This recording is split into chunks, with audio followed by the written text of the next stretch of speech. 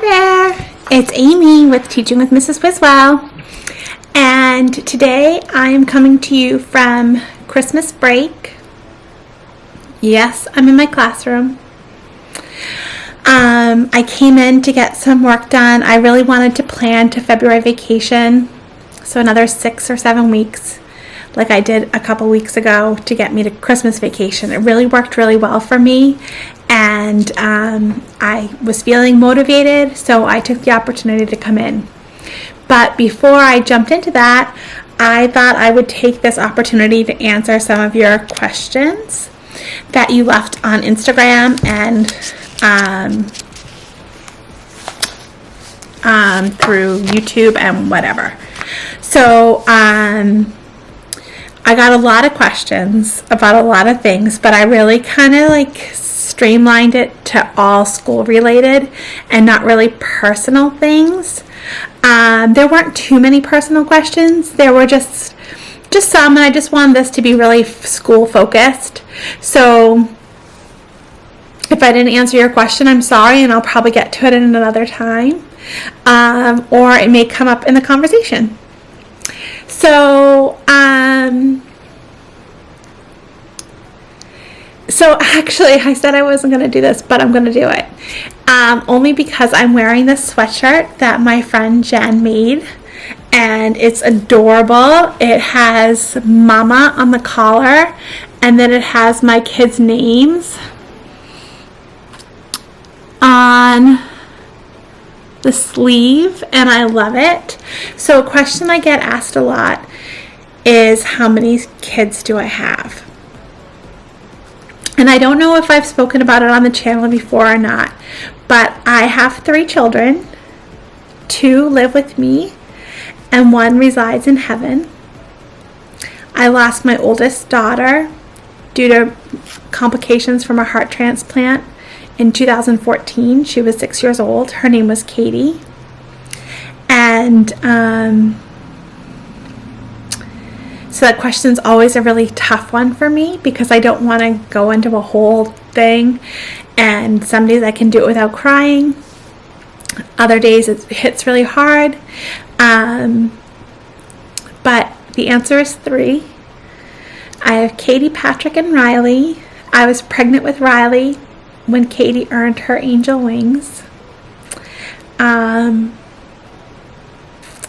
It's been 10 years.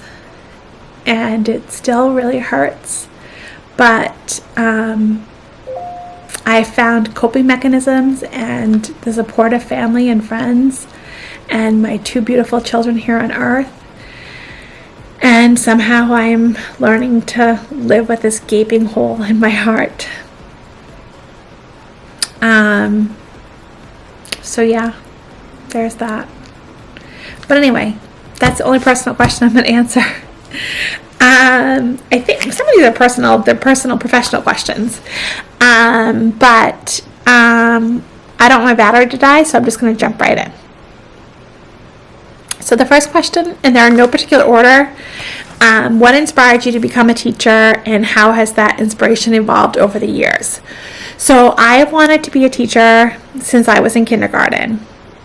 I never wavered in my desire to be a teacher. If you asked me what I want to be from kindergarten to graduation, it was teacher. My inspiration to be a teacher was, and still is, a deep desire to make a positive impact on children and families. Over the years, both professionally and personally, I've witnessed the impact a good teacher can have on a student and their family. So that's why I became a teacher and why I continue to be a teacher. Can you share a memorable teaching moment that had a significant impact on your students, on you or your students? So I'm going to share when we hatched chicks for our life cycle science unit. I did it last year for the first time, and it was an amazing experience. And some of you may remember last year was a trying year for me. I just had some behaviors and some needs, and it was just a lot.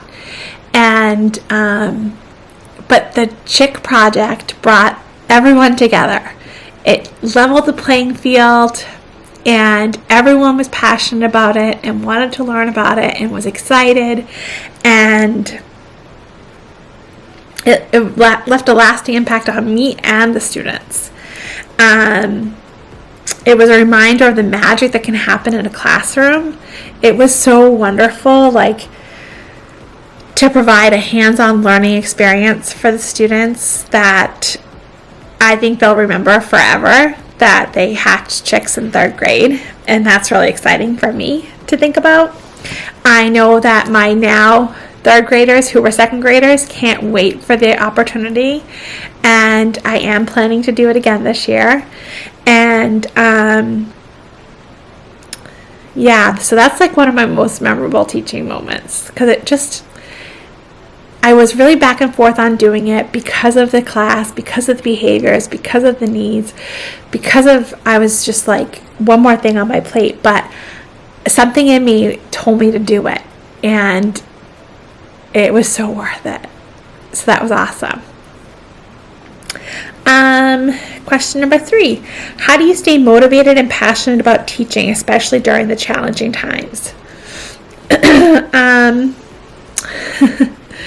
Yeah. Maintaining motivation, especially during the challenging times, is a crucial aspect of teaching. And I don't know what I do that is different or is insightful, but some strategies that I use, I focus on the positive moments. So I reflect on positive experiences. I celebrate all victories, no matter how small, especially during the challenging times. I connect with colleagues. I have lots of work besties that I have, like, for different needs. So if I have a question and I'm feeling challenged with, like, planning, I go to one. If I need to vent to one, I go to another. And I've also made a community online. So I have reached out to teachers and said, look, this is what I'm dealing with, and can you help me? Or have you ever experienced anything like this? Or I know you shared in your vlog that you did experience something like this, and how did you handle it? So that's a great way. So online is a great resource. I set realistic goals. So I break down my goals or my to-do list into manageable pieces so that I feel like I'm achieving them quicker, if that makes sense. It makes the progress more tangible. So I don't just write like lesson plan. I write rough sketch, slides, homework, copies, and then I check each one of those off, so I'm getting satisfaction from each one. Build relationship with your students. Like, I love my students. I say this every year, and I mean it every year. I just love my students. And they are such cool human beings, and we have so much fun together. And I just build relationships with them. So, and that reminds me that I'm having a positive impact on these kids, which is why I'm a teacher. So that really helps. It's a really great motivator. The next thing that I'm going to suggest, I'm not so good at it, but I'm working on it every day, is to find balance. And by that I mean like a healthy work-life balance, right? I'm better than I was, and to think that you're going to go from working 70 hours a week to 40 hours a week is just ridiculous. Like, that just can't happen. So talking to you from my classroom on Christmas break is probably like not having the best work-life balance. I know. I'm working on it. It's a work in progress. Remind yourself of your purpose. So this goes back to the other question, like, why am I a teacher? So I really reflect. I reflect after lessons. I reflect after experiences. I actually got a great journal for this year. And remember the reason. Remember your why. Like, I know that's like a thing. Like, it's overused and whatever. But I don't mean to sound like I'm saying, like, remember your why, but you just remember your purpose. Like, why did you become a teacher in the first place? Like, that was a great question. And I knew the answer immediately. Like, there was no doubt. I would like to have a positive impact on my students. So that's just one of the reasons, right? Teaching is a dynamic profession, and it's normal to face challenges, but stay resilient, seek support from your friends, whether they're real life or online, and try to find joy in the journey. That's what got me through last year. You can always find a little bit. You can always find a little bit. What teaching strategies or methods do you find most effective in engaging your students? So, especially in third grade, because I did teach kindergarten prior to third grade. So obviously the strategies and methods are different, but not really when you really break it down. But I think interactive and student-centered teaching strategies works best. Some methods that I use in my classroom are, and I did this in kindergarten too, so it's applicable. Hands-on activities, so a science experiment using math manipulatives or a creative art project. Like, we did those directed drawings for our Christmas calendars, and the kids loved it and looked forward to it every day. It took like 10 minutes of our day, and it just was it was almost like a brain break for them. Let's see, incorporating technology. So I use an interactive whiteboard. I teach with Google Slides to kind of format my day. And that's really helpful for me, but also for my students that are visual learners. What I'm saying is being projected on the board. And sometimes we get up and we interact with the board, whether it be a phonics lesson or a spelling lesson or a math lesson. And it really captivates the students. Like, they are like little techies. Like, I don't know what it is, but these kids are really smart. They're really tech savvy. And it's kind of fun to use technology. So I use a lot of technology in my classroom. I mean, I shouldn't say a lot, but I use it every day. We're a one-to-one district, so my students all have MacBooks, and we have a class set of 10, a pod of 10 iPads. So that makes it easy. So differentiated instruction, recognizing and catering to the diverse learning styles and abilities of all students is crucial. So like I said, I use visual aids, hands-on activities, class discussions. Really giving every student a chance to succeed is really important.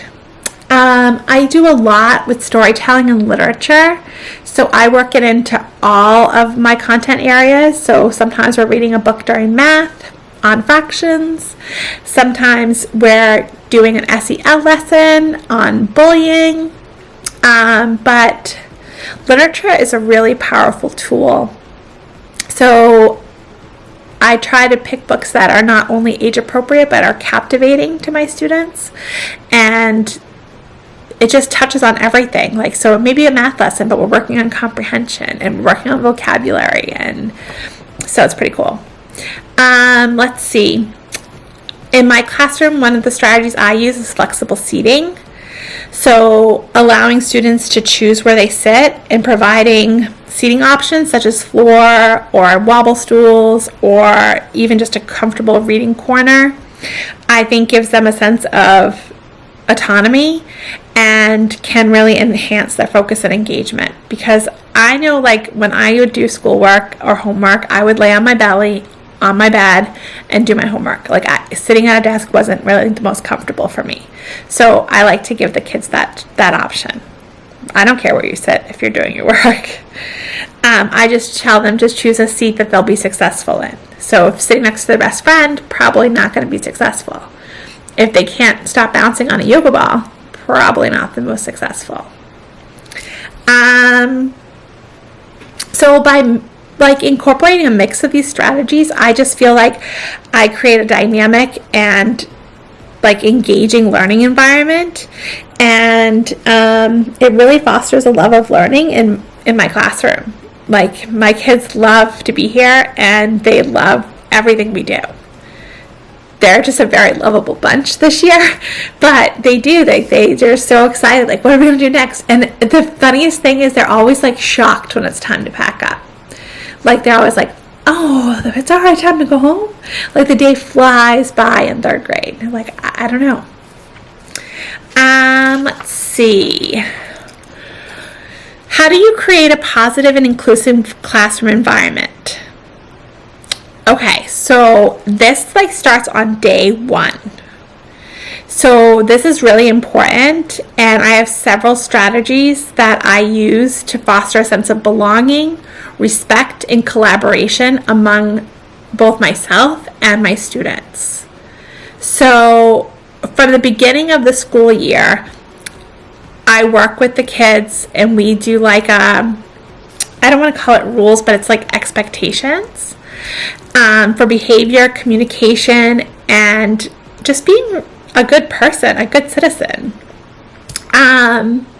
This really helps create a structured environment and a comfortable classroom for everybody. I work a lot on growth mindset. So I work with the kids to help develop that through effort and perseverance. They'll get smarter. You know, we talk about their brain being a muscle and that they need to work it, to stretch it and make it stronger like they do their body if they want to run a marathon. So I make that connection and a lot early on, and I'll revisit growth mindset again when we come back from break. I think it's really important. And I praise them a lot, not just like the end result, but their effort and their mistakes, because we learn from our mistakes. Let's see. How do I create a positive, inclusive classroom environment? So I create a welcoming physical space. This is really important to me. I want my room to be welcoming and inviting because I spend a lot of time here, but because my kids spend a lot of time here. And I just think that encourages them to feel comfortable. And again, it goes along with the flexible seating and things like that.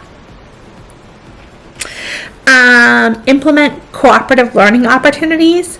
So I try to plan activities that encourage collaboration and teamwork. So to build positive relationships with their peers and to kind of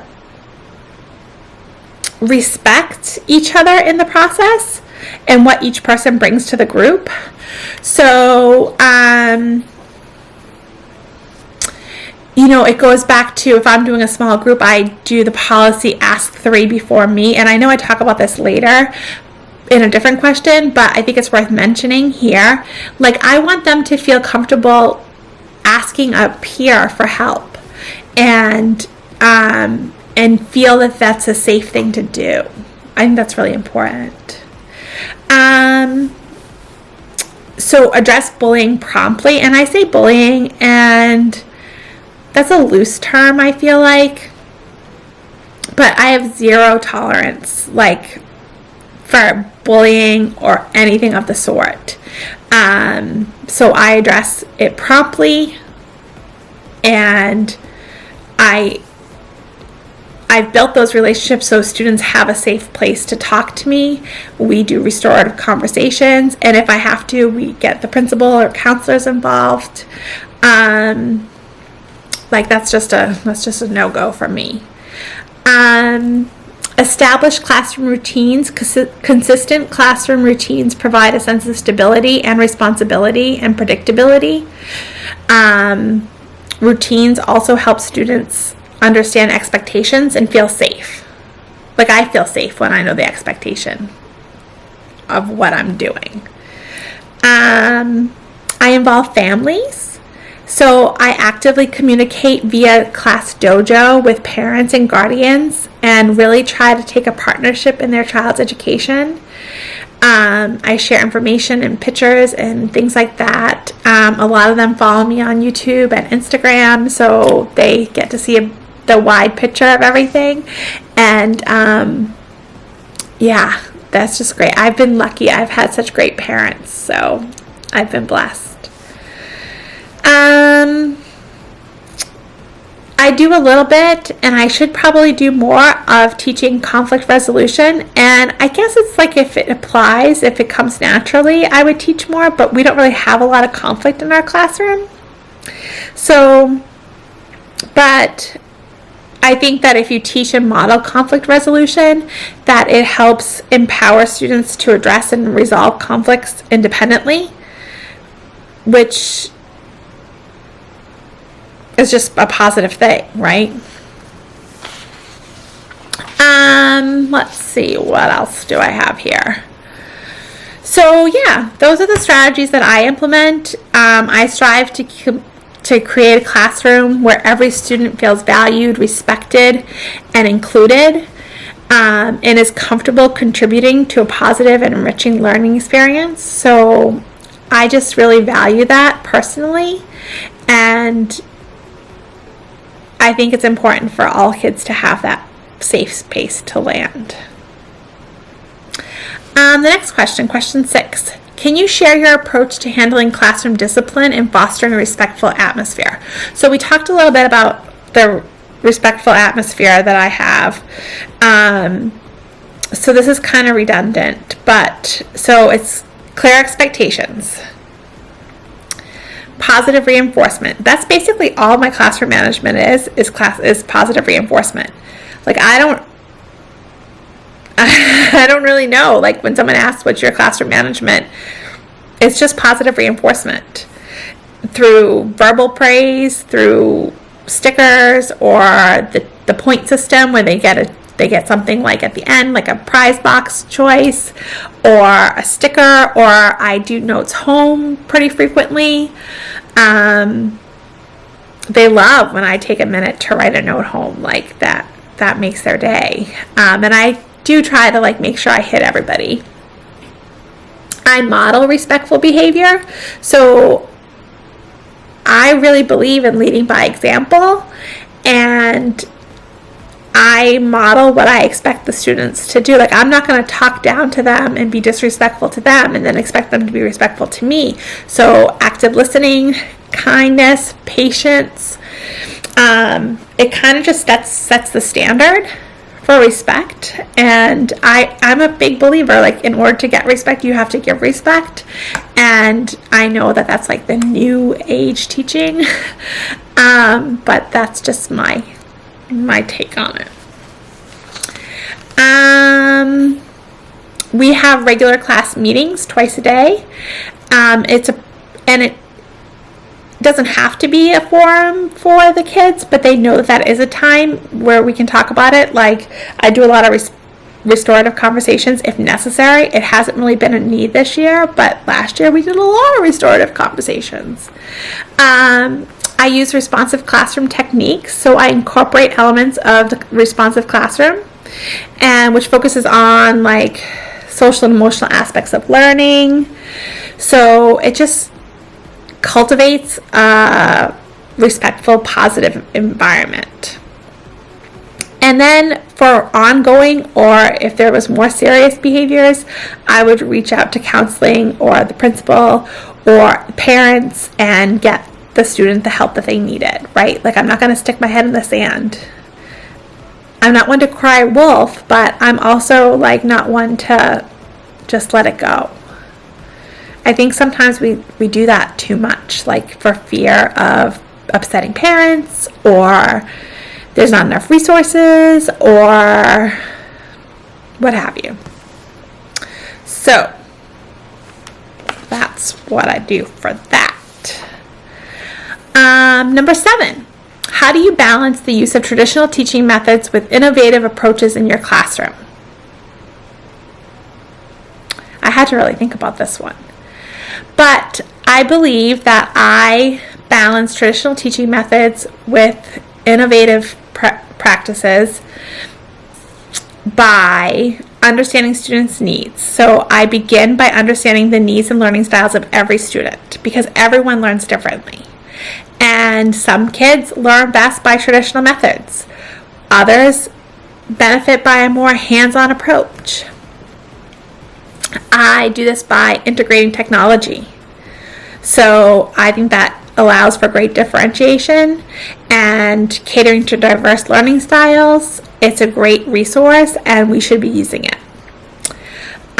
Flexible lesson planning. Like, I lesson plan in pencil because I don't know, like, I may think we're going to get through a lesson and then we won't. I may think we're going to get through a lesson and then we won't get through it, or I think that they're going to grasp it, the concept, quickly, and they don't, and I have to do another day. Or so I have to be pretty adaptable in my planning and see like how the kids respond to the lesson, whether it's going to be like a whole group discussion or break it into small groups. So that's just a teacher thing, and like some teachers are very rigid, and like and I get it, like the pacing guides are intense, and boom boom boom boom, but in our curriculums move fast, especially our math curriculum, and I just slow it down if I need to, because I can't move on. I encourage critical thinking. I incorporate elements of inquiry-based learning and problem solving, which encourages students to think critically and apply their knowledge. So I like that sense of curiosity and self-directed learning. So I think those skills are essential. Personally, professional development is really important to me. Staying up to date on educational trends and participating in professional development opportunities help me discover new and effective teaching strategies. So that's really important to me. Like, I try to go to as many conferences of topics that are relevant to what I'm teaching or of interest to me, to just hone in on my craft. Lifelong learner, so they say. So by maintaining a thoughtful balance between traditional and innovative methods, I aim to create a well-rounded learning experience that caters to the diverse needs of all students. So, and it prepares them for this ever-evolving world, right? So I just can't teach them one way. I need to give them strategies and different ways to kind of be adaptable. So the next question is kind of piggybacks on that, and it's number 8, and it's how do you differentiate instruction to meet the diverse needs of your students? So I believe that differentiating instruction is crucial for creating an inclusive and effective learning environment, like no two ways about it. Some strategies that I found helpful are to tailor instructional methods to accommodate different learning styles by using visual aids, hands-on activities, verbal explanations. I do this by doing flexible grouping. So I implement flexible grouping strategies based on students' abilities and needs. And this could look like, peer tutoring or collaborative projects. And I kind of rotate the students through so they get used to working with other people, and they can see different perspectives. I provide a wide range of instructional materials at different reading levels. So I may have a text that is a level N, but I'll change it whether I have a copy of it that makes it a level K, or I'll use Chat GPT and AI to take a text and put it at a lower reading level. So that's really important. And I offer options for demonstrating understanding. There's not just a written response. They can do a written response. Sometimes it's an oral response, or sometimes it's a project. Like they might make a banner or a poster or just something to showcase their, like a slideshow. They love making slideshows, like they're obsessed. Again, being that's the flexible piece, and that's really hard for teachers, myself included, and just being flexible with the pace of instruction and allowing for more time or for kids that are struggling, or providing more challenging tasks based on individual student needs. So I do a lot of supplemental activities and things like that. So I use Tang Math a lot for my high math students. And just kind of like, again, it goes back to differentiation. Collaborate with support staff and special education teachers and parents to create targeted strategies and maybe accommodations depending on the situation. If it's a science test, it's not about the reading. I want to know if they know the science, so I can read that test to them and they can be successful on the science concepts. So that's something I struggled with. I was very much like, they should be reading this, and now I've learned that that's not really the case. It's not a reading test. It's a science test. So it's not a reading test. It's a math test. So I'm going to read the math question to them. I talked about this before, encouraging peer support, that 3 before me, if I'm doing a small group or working one-on-one. I really encourage them to help each other, like a buddy system. My buddies, my groupings, my pairs, my piggy and elephants are strategically placed. So if there's someone that really can't read but is really good at math but might need help reading the game, I kind of match them up a little bit. So again, I'm always striving to create an environment that recognizes and accommodates all learners. Because I want everyone to be successful. Like, that's my goal as a teacher. It's basically why I'm here. Number 9. What advice do you have for new teachers entering the profession? This is hard because this is easy for me this year, but last year I would have said don't do it. And that breaks my heart. And teaching is really hard. But if you are passionate and this is what you want to do, I have some tips. Build relationships with your students, with your parents, with your colleagues, with your admin, but most importantly, your students, because a strong student-teacher connection is priceless. It really is. Number 2, be flexible. Teaching is unpredictable. And each day can bring a new challenge. So being flexible and adaptable is crucial. And that's not really our personality type. I think if you were to take a group of teachers and clump them together as a personality, flexibility is probably not high on the list of our traits, I guess. But I think it's really important. I'm going to say seek professional development. So I talked about that earlier.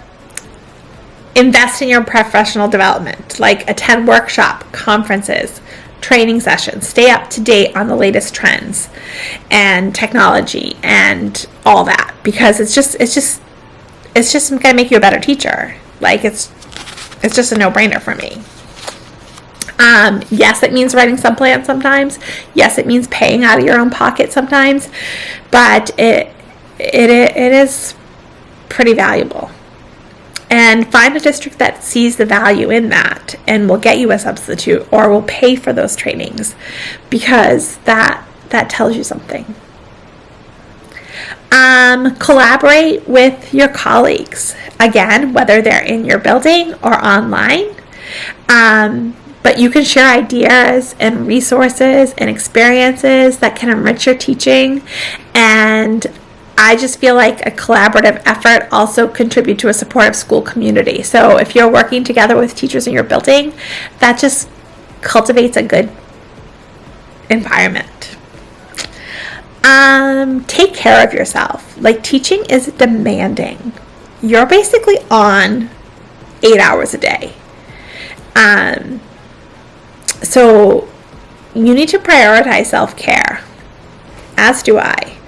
But make time for activities that bring you joy and sleep. Get a good night's rest.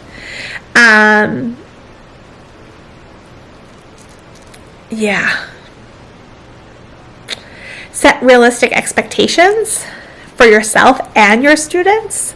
So understand that teaching is a journey of growth, and it's okay to not have all the answers. Like, that's something that I've really struggled with. Like, I feel like I'm the teacher and I should know, but I'm okay with saying, you know what, I don't know the answer to that, but I'll find out that answer and I'll get back to you. To students and parents and admin, celebrate everything, even the small wins.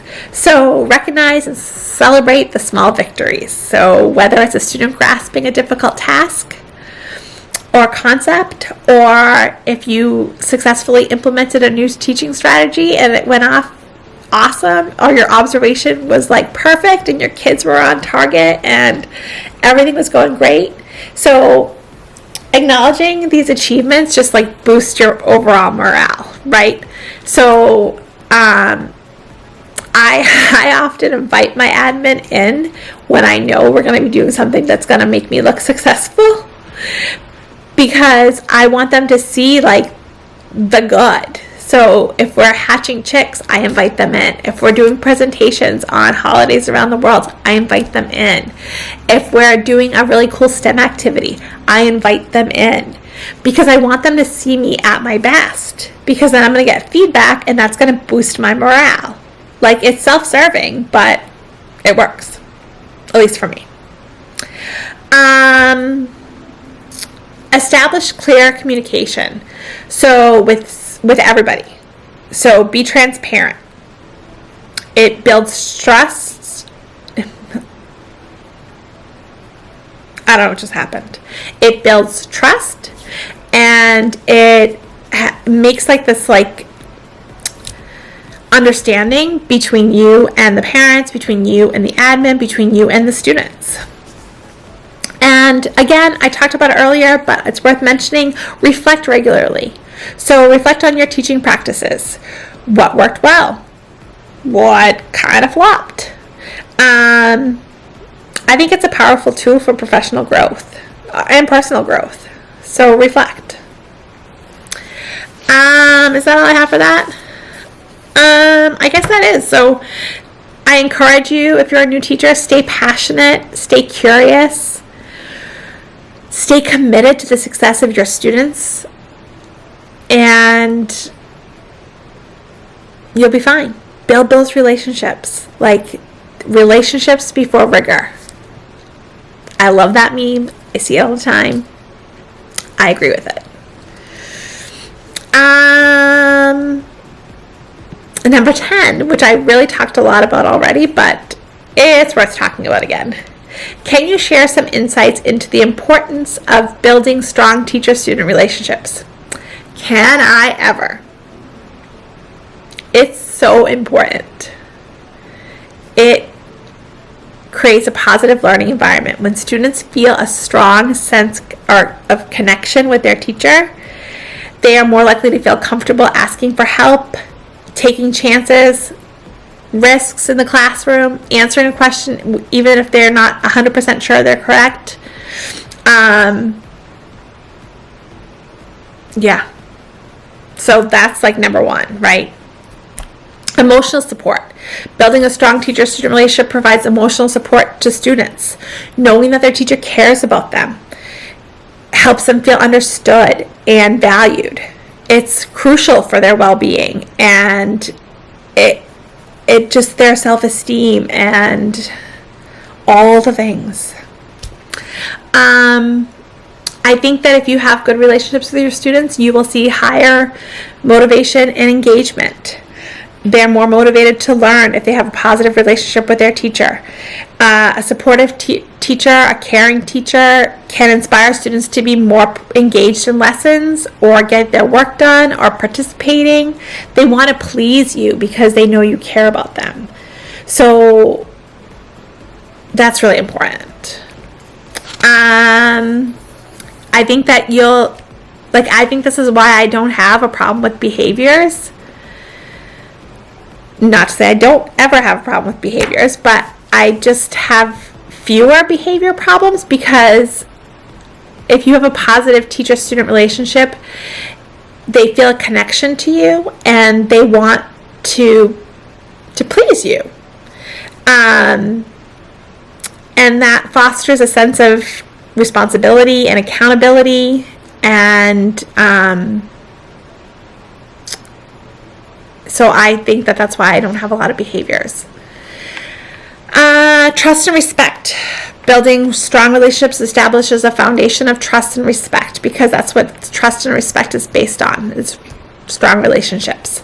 Students are more likely to follow instructions, collaborate with classmates, and respect classroom rules and materials and things like that when they have respect from their teacher. That just seems like a no-brainer. And the long-term impact of a positive student relationship, even in 3rd grade or kindergarten or 5th grade, it could influence that child's whole attitude toward learning. So what you're doing now is a building block in how they're going to approach education in the future. So when they're high schoolers and they don't want to be there, they're going to maybe remember, like, oh, Mrs. Wiesel cared about me. I should go to English class. So I feel that fostering a strong teacher-student relationship is crucial for creating a positive learning environment. I just think without it, you've got nothing. Number 11, this is long. How do you encourage creativity and critical thinking in your students? So encouraging creativity and critical thinking is crucial for their overall development for my students, for all students. Some strategies that I have used that can foster these skills are asking open-ended questions. So questions that require more than a yes or no answer. So it, really asks students to think deeply. Doing problem-solving activities. So whether it be through projects or puzzles or like real-world scenarios, or I do like a breakout room type thing or escape rooms. I encourage students to work collaboratively to find solutions to the problems. So flexible learning spaces. So this goes to like the setup and room arrangement. So if you have a room that's grouped, the desks are grouped, and it encourages group discussions, and they can work in partners or groups. Encourage students to reflect in self-assessment. So I teach my kids to reflect on their week or their day or a specific subject, and to do like a quick self-assessment and we do it for math, we do it for SEL, like our feelings thing. So they evaluate, and we're going to do something like some SMART goal setting when they come back in January, and I think that's really important. We embrace mistakes here in 3rd grade. Like, mistakes are part of learning, and I encourage students to learn from their mistakes and learn from others' mistakes. And so we're never like, oh, you got that answer wrong, boo. We're like, oh, I disagree, and here's why. I think that if you did this, you would have got the right answer. Or, use it as an opportunity for growth.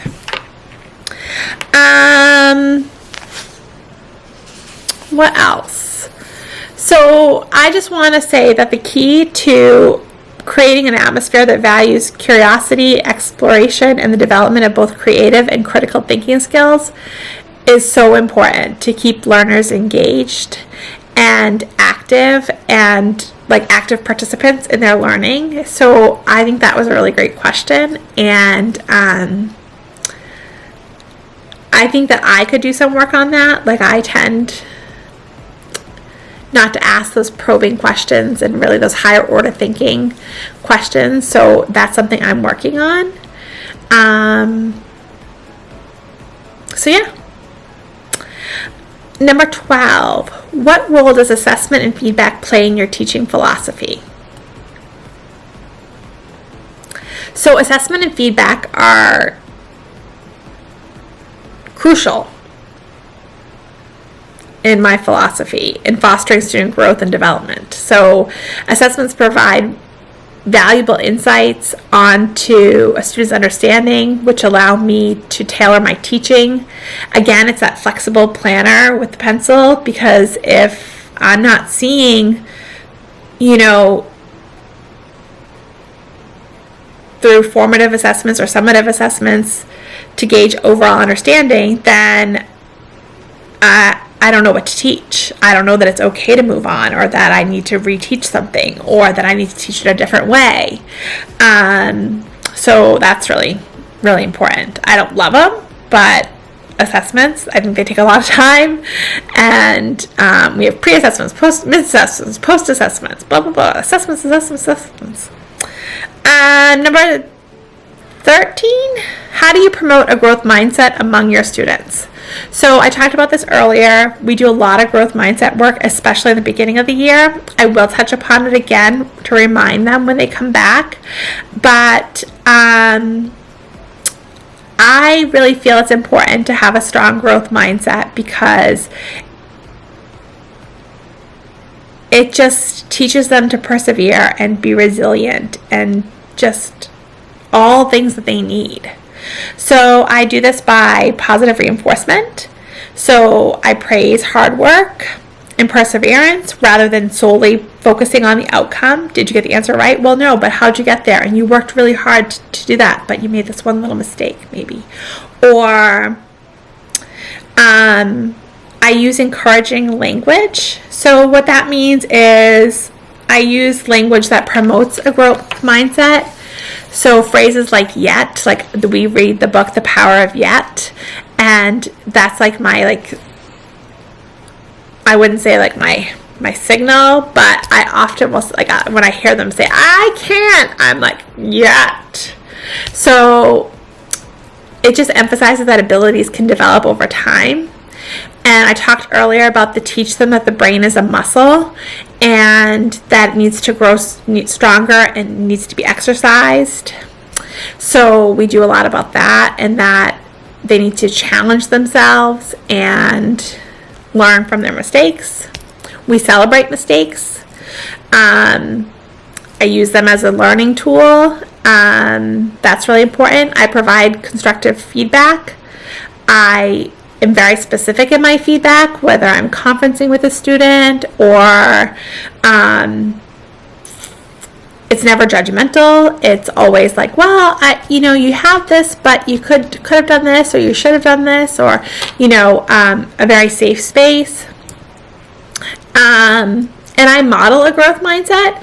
So I try really hard to make sure I say things like, well, I can't golf yet. But I share my personal challenges with them, or my professional challenges, like, oh, I want to get better at teaching reading this year. And how I've overcome challenges in the past.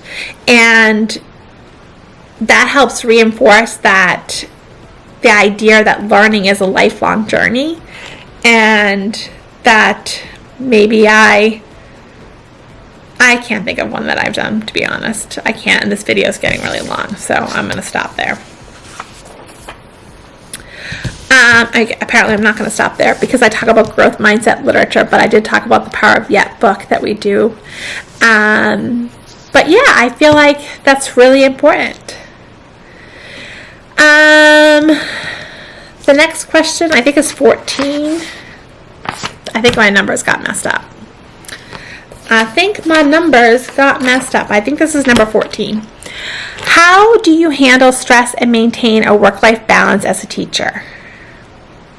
Well, we all know I struggle with this, but I'm going to tell you how to do it because I've done a lot of research on how to do it. I'm going to tell you it's not easy.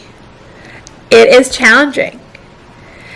But I will tell you it is crucial for your well-being and effectiveness in the classroom and your basically career, because you will burn out.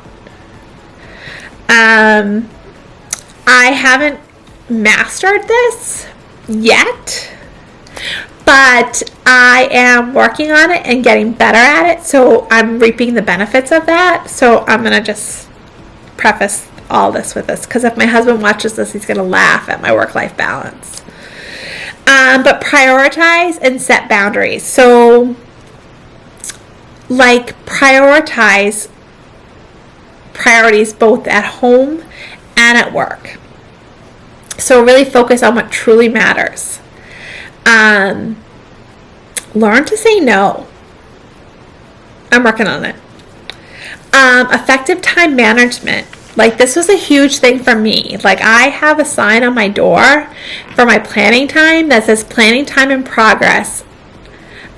I would love to talk to you at another time.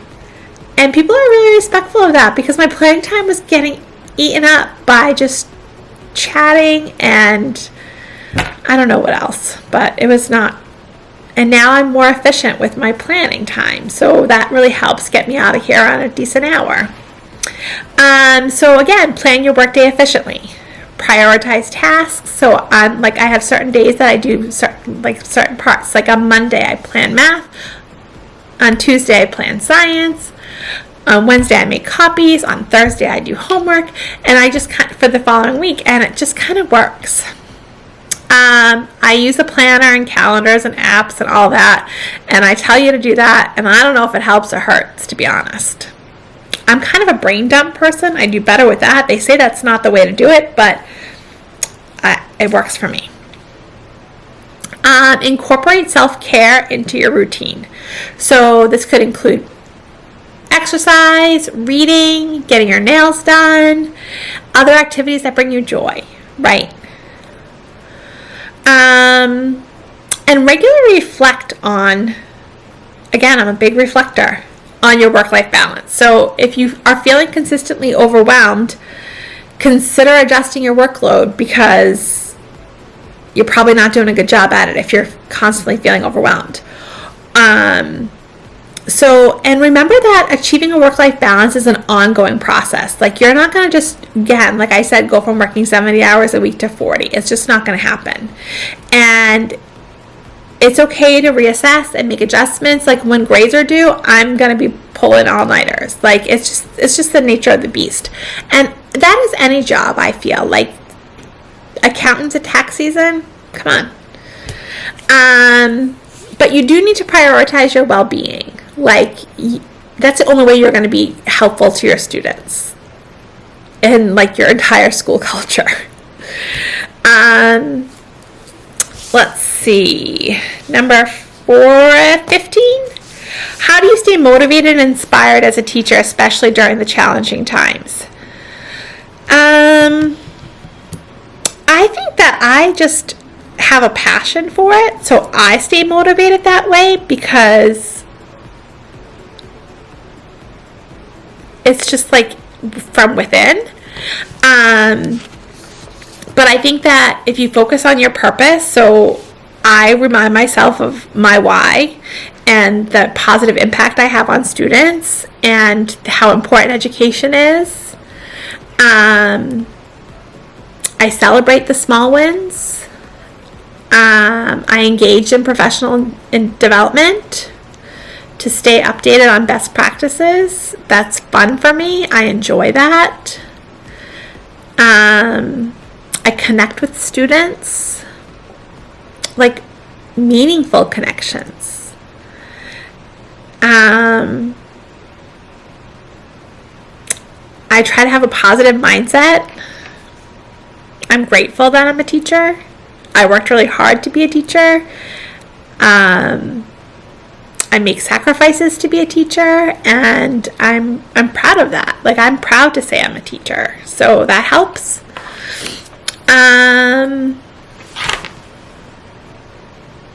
So that's kind of what I do. I don't know. What challenges do you face in the classroom, and how do you address them? Well, I think that as teachers, we face many challenges in the classroom or in the school year or in a day.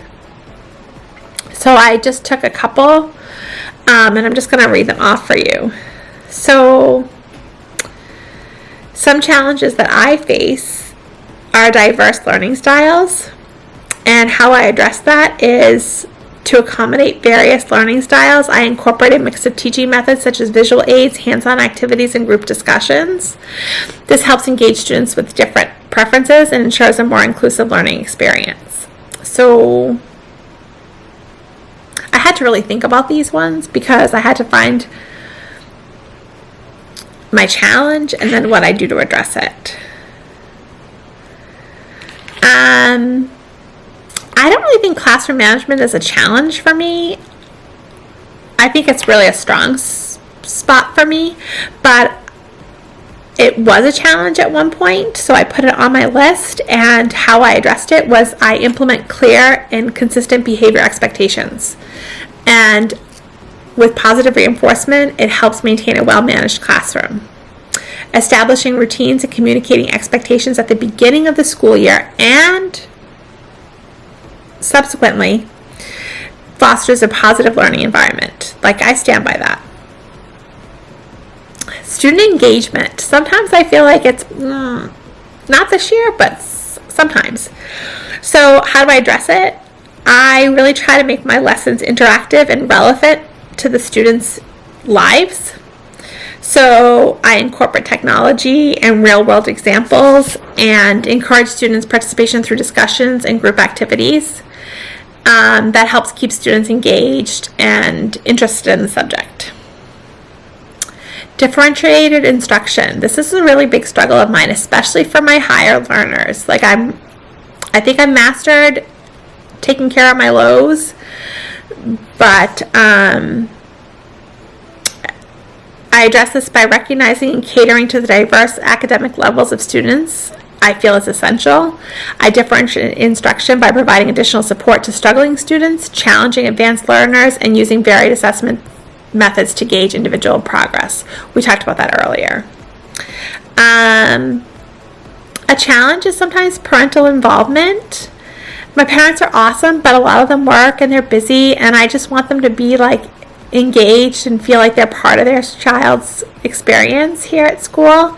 So I have probably 2 open line of communication. I'm pretty accessible to my parents, but I do a newsletter, I do class dojo, parent-teacher conferences. I want to implement student-led conferences in the spring, inviting parents in for different presentations and things. Really trying to work on that. Like, it's kind of been like my pet project for the past couple of years. But it was really hard with COVID because parents couldn't come in the building and, things like that. My biggest challenge probably is time constraints. Like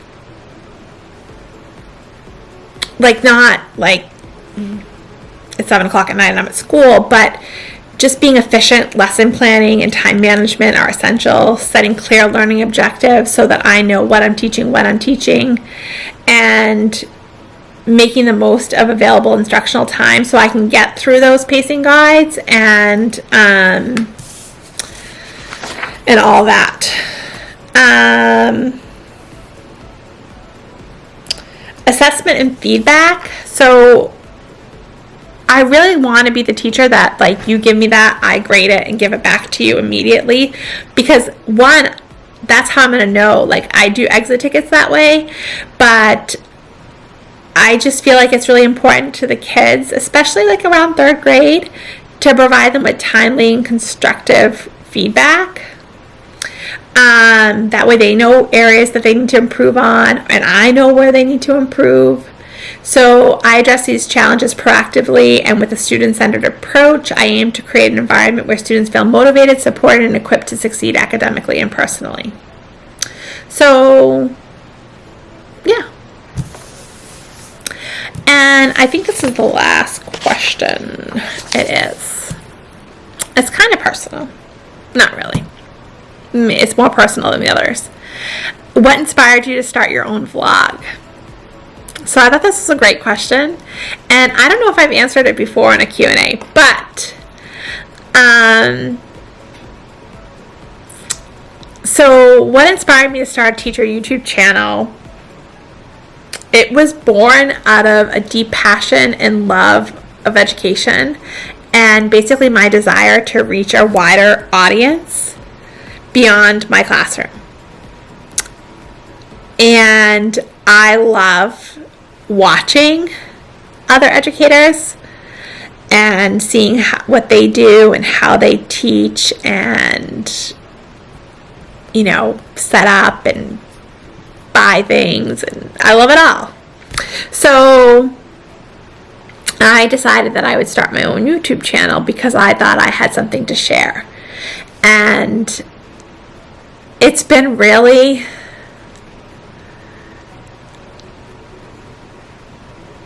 helpful in basically helping me it's like an online journal for me. Like, I'll go back and watch, like, what did I do last year for Grinch Day? And I'll go back and watch, like, the December video so I know what I did. So it's kind of like a resource for me. But I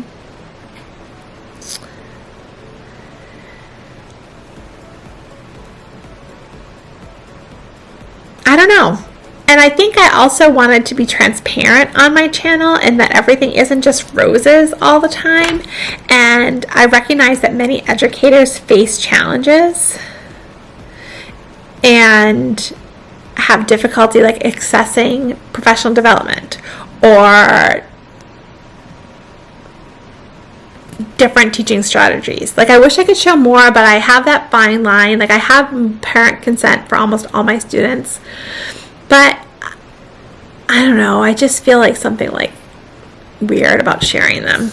So I don't get to show as much as me teaching as I would like, but I do want to share more of my teaching practices with a broader community.